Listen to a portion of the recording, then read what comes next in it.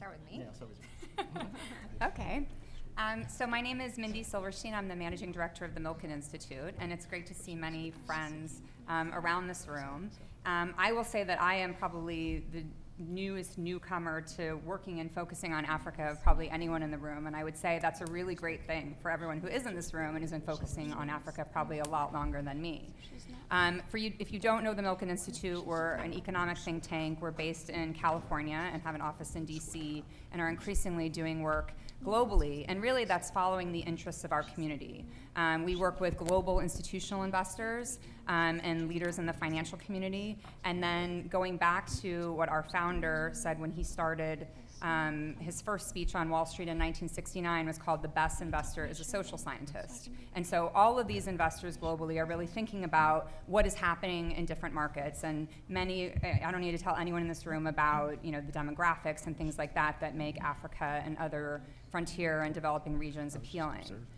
What I would say in terms of co-investment, which I didn't know that was what my question was about, but I'm happy to talk about it. You mentioned, we talk a lot about, now these investors understand why they need to invest, but now they're trying to figure out how to invest and with who.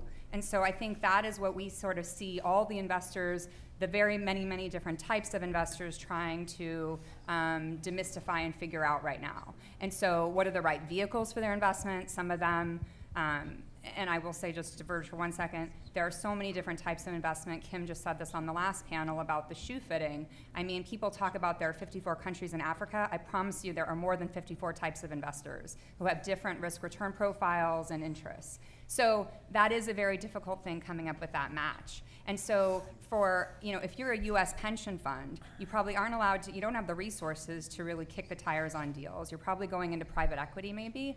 So you're looking at the expertise of those type of partners where you're going to co-invest. And I think obviously there's discussion about the DFIs. Many people in this room could talk with much more expertise about DFIs and the roles that they play. The other partner that I would mention that I don't know if has come up is multinationals. And we work with many multinationals, and I think that for global investors, they're very assured if they're going into a deal and a multinational is involved in some way. So I would use GE or Cisco, any of the companies that we're working with now, and they're not in these countries for, they haven't been there for just a few years. They've sometimes been there for 100 years or 50 years, have been there for a long time. They have expertise. They're spending time with ministers and heads of state and things like that on the ground. And frankly, they're coming, if it's Western capital or Western companies, they're coming under the Foreign Corrupt Practices Act and things like that. So that's also an assurance for a lot of institutional investors. Thank you. And I want to say that Milken has been at the forefront of research in many sectors. Two of them are financial services and healthcare. And of course, in Africa, for demographic reasons and also for benchmark reasons, these sectors, financial services and healthcare, play a big part and represent a big chunk of value all across Africa.